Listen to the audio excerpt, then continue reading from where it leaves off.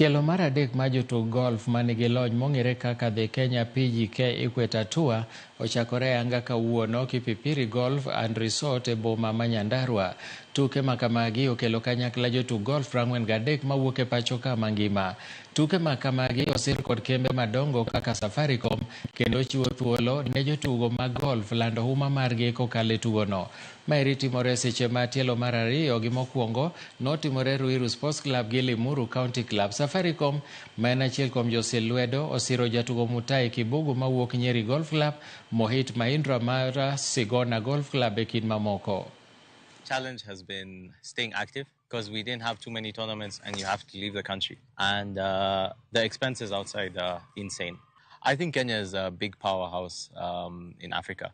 This tour will grow insanely and Kenya will be the hub, man. It will be the hub for golf in East Africa and it will continue to grow. Having Safaricom behind me is probably the greatest blessing one could ask for. The talent is there, and now that there's a path to the Olympics, it's exciting and definitely a goal of mine. A lack of consistent tournaments, but we can see that is slowly changing thanks to a beautiful company like Safaricom.